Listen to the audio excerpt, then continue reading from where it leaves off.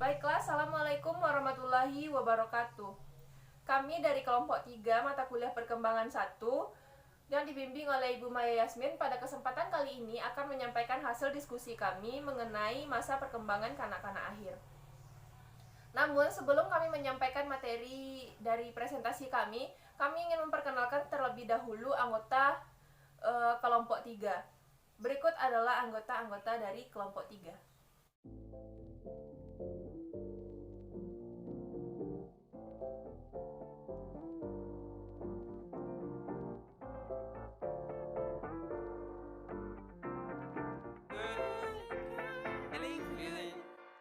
Hey, feeling good, like I should.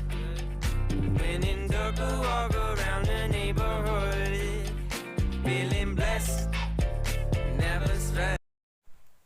Ya, itulah anggota-anggota dari kelompok 3 yang pada hari ini akan menyampaikan materi dan menjawab pertanyaan dari teman-teman sekalian. Selanjutnya kita lanjutkan ke materi yang pertama. Baiklah, pada kesempatan kali ini saya akan menjelaskan materi tentang pengertian periode masa kanak-kanak akhir. Masa kanak-kanak akhir dimulai sejak umur 6 tahun sampai umur 12 tahun atau setelah seorang individu itu dirasa matang secara seksual. Selama setahun atau 2 tahun terakhir di masa kanak-kanak terjadi perubahan fisik yang menonjol dan hal ini juga dapat mengakibatkan perubahan dalam sikap, nilai-nilai, dan perilaku. Menjelang berakhirnya periode ini, anak mempersiapkan diri secara fisik maupun psikolog untuk memasuki masa remaja. Anak pada masa ini digolongkan sebagai anak usia sekolah karena anak sudah mulai memasuki dunia sekolah yang lebih serius. Walaupun pembelajaran di sekolah harus tetap disesuaikan dengan dunia anak-anak yang khas. Masa ini juga ditandai dengan perubahan dalam kemampuan dan perilaku yang membuat anak-anak lebih mampu dan siap untuk belajar dibandingkan sebelumnya. Sekian materi dari saya kembalikan ke moderator. Baiklah, terima kasih kepada pemateri. Materi selanjutnya akan disampaikan oleh Pani Amarawelda. Kepada Pani, disilakan. Baiklah, saya Pani Amarawelda ingin menyampaikan materi tentang karakteristik dari anak masa akhir. Yang pertama pada anak masa akhir ini anak lebih dipengaruhi oleh teman sebaya dan tidak menuruti perintah. Misalnya saat sang anak sedang bermain dengan temannya dan ketika itu ibunya menyuruh dia untuk ke warung membeli sesuatu, maka sang anak akan membantah dan tidak ingin diganggu oleh ibunya. Yang kedua, yaitu anak tidak terlalu memperdulikan dan ceroboh terhadap penampilan dan tidak bertanggung jawab terhadap benda-benda miliknya. Contohnya di sini yaitu adik saya, setiap dia pulang sekolah dia selalu melemparkan tasnya ke kursi dan selalu melemparkan bajunya ke tempat tidur tanpa membereskannya, dan setelah itu dia langsung pergi bermain.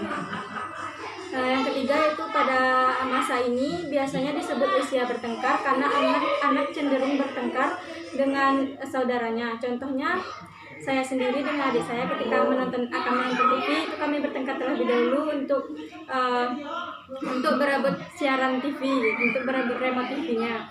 Nah, yang keempat yaitu para pendidik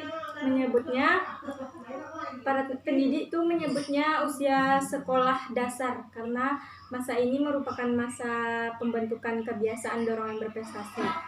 Misalnya sepulang sekolah langsung mengerjakan PR, setelah selesai baru bermain. Dan yang kelima yaitu membuat kelompok dalam pertemanan. Maksudnya dalam pertemanan dengan teman sebayanya, sang anak cenderung membuat kelompok geng. Contohnya, saya dulu punya kelompok dalam bermain, yaitu tetangga saya sendiri. Nah, kami punya tempat berkumpul atau base camp, yaitu di rumah teman saya. Selanjutnya yaitu yang keenam, sering disebut usia bermain karena pada masa anak ini anak mempunyai minat dan kegiatan bermain yang beragam atau luas. Misalnya, anak usia ini biasanya kreatif dan menciptakan permainan yang unik. Semua bisa dijadikannya permainan. Dan anak juga jarang berada di rumah karena cenderung berada di luar untuk bermain dengan temannya. Baiklah, sekian materi dari saya kembalikan kepada moderator. Baiklah, terima kasih kepada pemateri. Materi selanjutnya akan disampaikan oleh Sapni Syahsena. Kepada Sapni Syahsena disilakan. Baiklah, saya akan menjelaskan mengenai tugas perkembangan pada masa kanak-kanak akhir. Menurut Havergos, tugas perkembangan pada masa kanak-kanak akhir ada 7.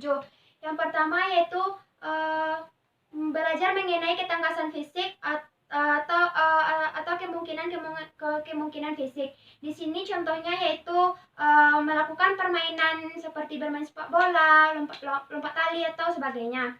Yang kedua ada membentuk sikap sehat terhadap dirinya sebagai pribadi yang sedang tumbuh dan berkembang. Di sini contohnya yaitu seperti anak-anak mengembangkan kebiasaan menjaga kebersihan dan kesehatan tubuhnya.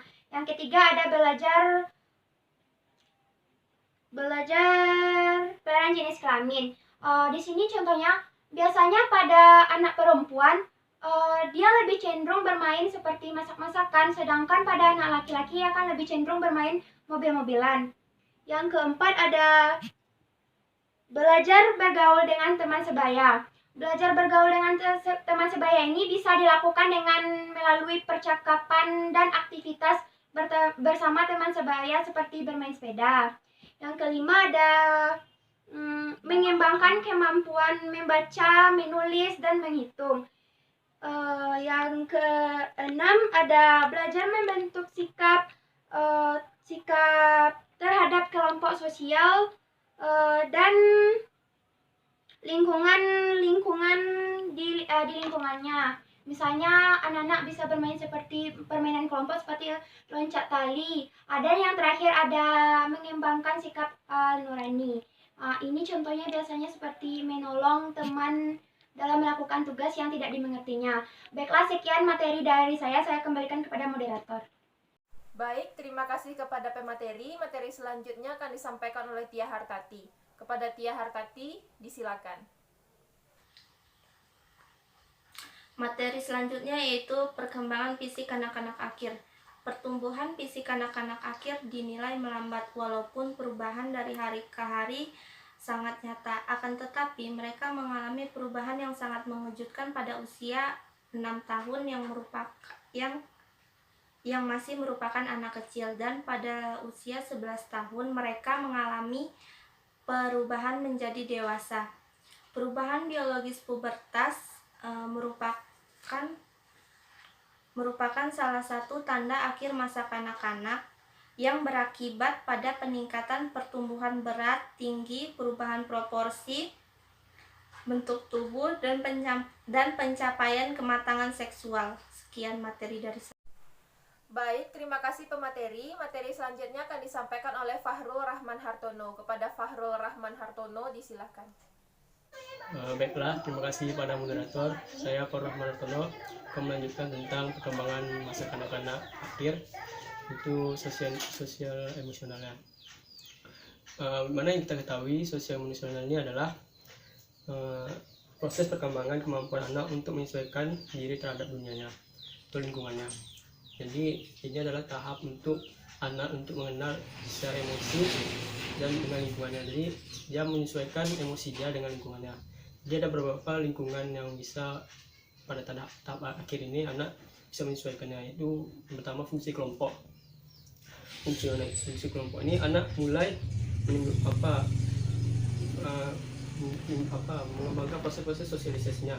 Yaitu yang pertama belajar bekerjasama, belajar berperilaku sosial yang baik, belajar bersaing dengan orang lain, belajar menerima dan melaksanakan tanggung jawab, belajar bersikap sportif, belajar menyesuaikan diri dengan standar kelompok, dan belajar bebas tidak tergantung dari orang dewasa. Yang kedua itu perkembangan emosi dan sosial kanak-kanak. Nah, maksudnya di sini dia masa kanak-kanak dia atau dengan teman pemain dia mengembangkan emosionalnya. Itu yang pertama itu dapat mengadakan ikatan dengan orang dewasa. yang lain dan anak sebayanya, serta lingkungan sosialnya makin meluas. Yang kedua itu egosentrismenya berkurang, tapi melihat kenyataan masih berdasarkan informasi yang terbatas. Yang ketiga yaitu mempunyai keinginan kuat menjadi anggota kelompok, dan mulai sekitar 10 tahun sudah dengan aturan dan atau perjanjian. Yang terakhir itu konformismenya tetap konformisme, tetapi karena sifat-sifat pribadi dan faktor situasionalnya dia berkurang gitu. Dan yang terakhir itu dalam konteks sekolah ya. Jadi dalam konteks sekolah, anak juga berperan juga dia dalam sekolah, itu gurunya dengan teman dia di sekolah. Dia mengembangkan sosial emosional juga. Itu dia berperan di situ. Kayak dia berorganisasi atau dia berinteraksi dengan guru, cara dia menyampaikan pendapat dia di kelas, dan sebagainya. Mungkin itu saja yang saya dapat sampaikan. Saya kembalikan ke moderator.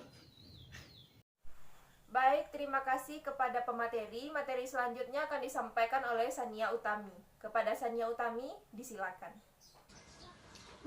Baiklah, terima kasih kepada moderator. Selanjutnya saya akan menjelaskan tentang perkembangan moral pada masa kanak-kanak akhir. Menurut teori Piaget, pada masa ini anak-anak masih menggunakan peneralan autonomous morality, di mana anak menetapkan standar moral berdasarkan pada motif dari tindakan yang dilakukan seseorang. Seseorang akan dianggap melanggar moral jika tergantung dari motif yang dilakukannya. Misalnya, seseorang anak yang membantu ibunya membersihkan rumah, namun dia tidak sengaja memecahkan vas bunga. Tindakan anak tersebut yang memecahkan vas bunga tidak dianggap bersalah, karena meskipun dia melakukan hal tersebut, tetapi dia memiliki motif yang baik, yaitu membantu ibunya. Lalu teori Piaget ini dikembangkan oleh Colbert menjadi 3 level yang memiliki 2 tahap di setiap levelnya. Berdasarkan teori ini, masa kanak-kanak akhir berada pada level konvensional yang tahap satunya sesuai dengan teori yang dipaparkan oleh Piaget. Kemudian, pada tahap keduanya, anak-anak mulai menetapkan standar moral berdasarkan aturan yang ada di dalam masyarakat. Seseorang akan dianggap melanggar moral jika ia melanggar aturan yang ada di dalam masyarakat, dan jika dia melanggar aturan tersebut, maka ia akan mendapatkan cemoohan dari lingkungan sekitarnya. Misalnya, seseorang pengendara motor yang menerobos lampu merah. Tindakan tersebut dianggap salah karena dia melanggar aturan. Dan karena dia melanggar aturan tersebut, dia mendapatkan kritikan dari pengendara lainnya yang berada di dekatnya. Lalu, pada masa akhir masa ini, anak-anak yang peneralan moralnya berkembang lebih cepat, dia akan memasuki level post konvensional tahap 1, yaitu pada tahap ini anak-anak mulai menetapkan standar moral standar moral seperti hak, nilai, dan prinsip setara dengan hukum atau bahkan melebihi hukum. Misalnya, seorang anak yang mencontek saat ujian. Anak tersebut merasa menyesal karena di satu sisi dia telah melanggar aturan, yaitu mencontek, dan di sisi lain secara pribadi dia merasa bahwa mencontek itu merupakan hal atau tindakan yang salah, dan karena hal tersebut ia merasa bersalah setelah mencontek. Sekian dari saya kembalikan kepada moderator. Baik, terima kasih kepada pemateri. Materi selanjutnya akan disampaikan oleh Yoni Prista. Kepada Yoni Prista, disilakan. Saya akan menjelaskan tentang kognitif pada anak-anak akhir. Perkembangan kognitif pada masa ini dimulai pada kemampuan memecahkan masalah dengan bernalar yang baik. Menurut Piaget, tahap bernalar dialami pada masa konkret operasional, di mana anak dapat bernalar secara logis tentang kejadian konkret dalam mengelompokkan benda atau kategori benda. Selanjutnya, kemampuan perkembangan kognitif. Di sini anak-anak sudah mampu menggunakan simbol dengan baik seperti aljabar dan kalkulus. Yang kedua itu, mereka mampu menyusun dan menguji hipotesis serta memahami metafora dan alegori. Yang ketiga, anak itu mampu memformulasikan rencana dalam memecahkan masalah. Yang keempat, mereka lebih sering menggunakan kata gaul untuk mengekspresikan diri. Selanjutnya, nah di sini ada gambar menunjukkan mereka tuh lebih terampil dalam penyerapan perspektif sosial dalam memahami sudut pandang orang lain.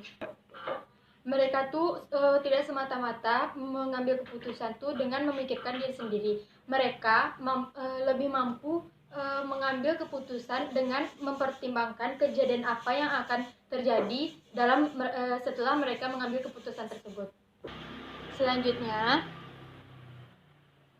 perkembangan kognitif menurut Piaget itu ada beberapa. Yang pertama itu tahap operasi formal, ketika adanya kombinasi antara kematangan otak dan perluasan peluang lingkungan. Terus yang kedua tuh memunculkan penghalusan bahasa lebih lanjut. Yang ketiga, mengetahui kurang lebih 80.000 kata. Yang selanjutnya tuh membahas abstraksi seperti cinta, keadilan, dan kebebasan. Yang terakhir, kemampuan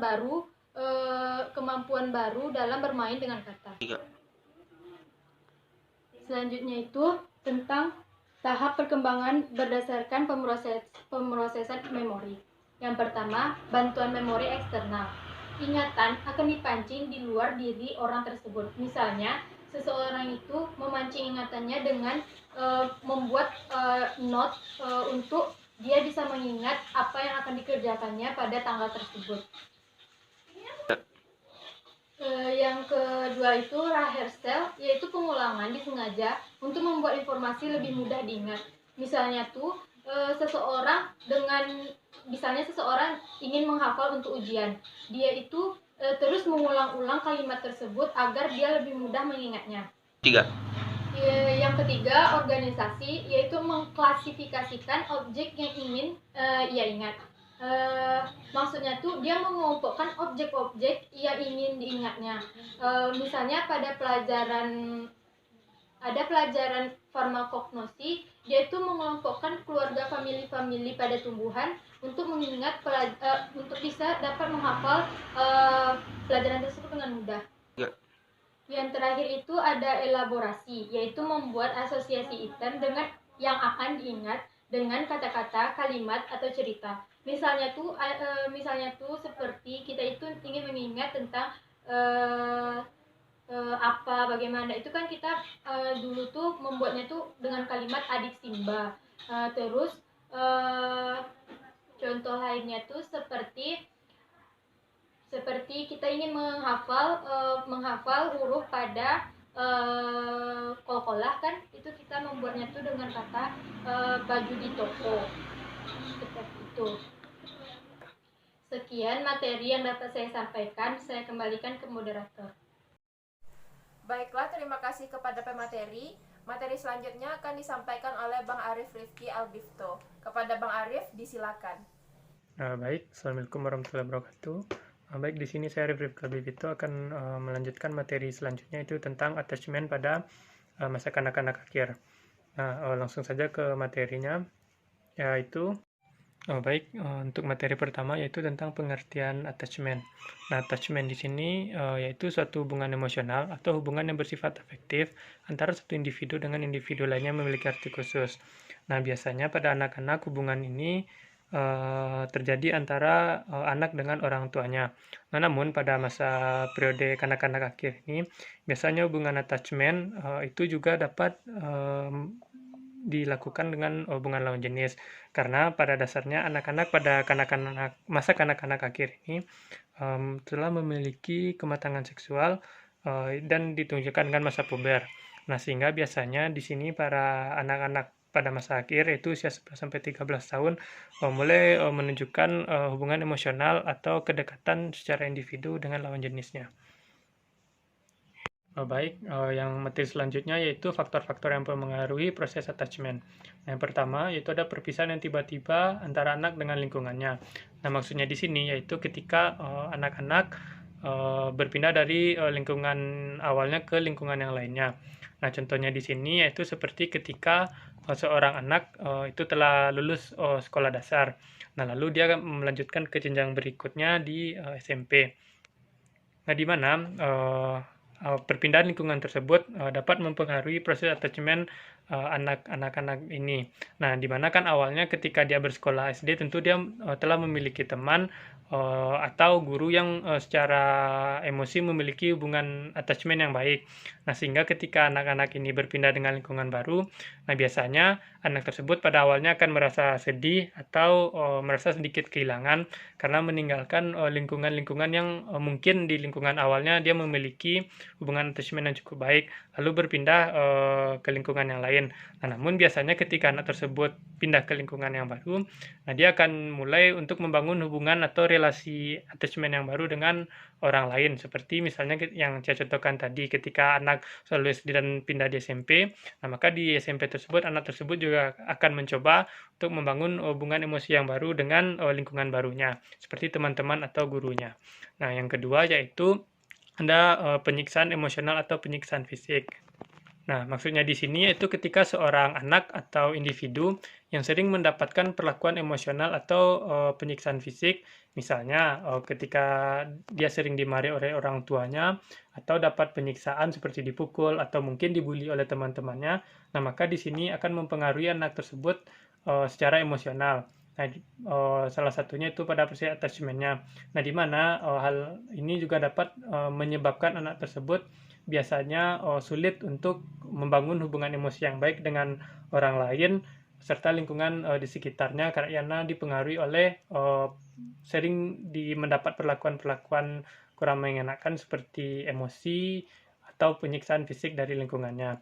Nah, yang selanjutnya yaitu pengasuhan yang tidak stabil. Nah, di sini maksudnya ketika seorang anak mendapat pengasuhan yang secara psikologis kurang baik terhadap dampak emosi anak tersebut.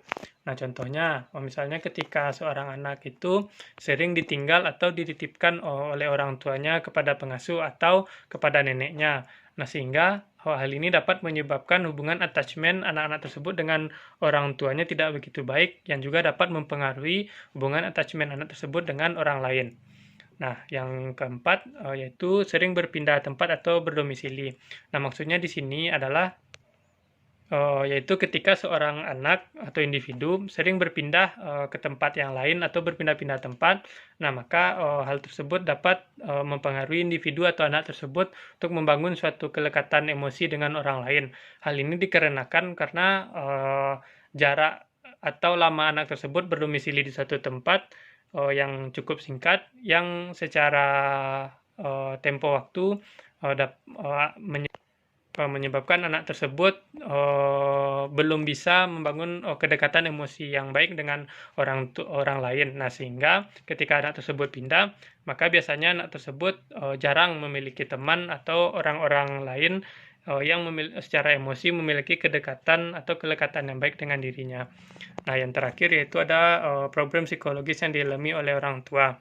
Nah, maksudnya di sini yaitu orang tua dari anak atau individu yang secara psikologis memiliki gangguan-gangguan emosional.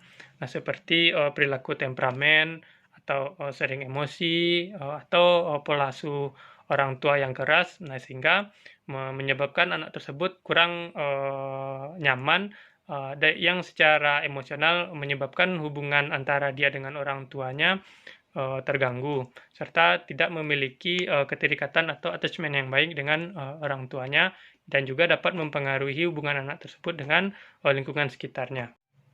Baik, selanjutnya yaitu manfaat attachment. Nah, yang pertama yaitu dapat memberikan rasa aman. Nah, di mana di sini yaitu saat individu dalam suasana penuh tekanan, kehadiran individu kelekatan dapat memulihkan perasaan individu kembali kepada perasaan aman. Nah, contohnya di sini itu seperti orang tua. Nah, di mana kan kita sama-sama tahu bahwa seorang anak itu pasti memiliki kelekatan emosional yang baik dengan orang tuanya. Nah, di mana di sini ketika misalnya anak tersebut sedang mengalami tekanan, misalnya dimarahi oleh gurunya di sekolah atau sedang berantem atau ada masalah dengan teman-temannya. Nah, di sini figur orang tua itu dapat memulihkan perasaan anak atau individu tersebut sehingga anak atau individu tersebut dapat memiliki perasaan yang aman. Nah, selanjutnya yaitu dapat mengatur keadaan perasaan. Di mana di sini yaitu kemampuan figur untuk membaca serta membeli perubahan keadaan individu dapat membantu mengatur perubahan perasaan dari individu yang bersangkutan. Nah, misalnya di sini yaitu dapat dicontohkan kepada seorang individu yang memiliki hubungan attachment kepada orang lain. Nah, maka individu tersebut dapat memberikan pengaruh terhadap perasaan individu tersebut. Nah, misalnya ini ketika seorang anak pada masa kanak-kanak akhir itu kan memiliki seorang teman. Nah, jika anak-anak tersebut memiliki teman yang secara emosional memiliki kedekatan dengan dirinya, nah maka individu atau temannya tersebut dapat memberikan pengaruh kepada individu yang bersangkutan. Nah, seperti ketika anak-anak tersebut sedang dalam masalah, nah maka temannya ini juga dapat menghibur anak tersebut sehingga dapat memulihkan keadaan perasaan anak tersebut. Nah, yang selanjutnya yaitu sebagai saluran ekspresi dan komunikasi, yaitu kelekatan yang terjalin antara individu dengan figur kelekatan dapat berfungsi sebagai wahana untuk berekspresi, berbagi pengalaman, dan menceritakan perasaan.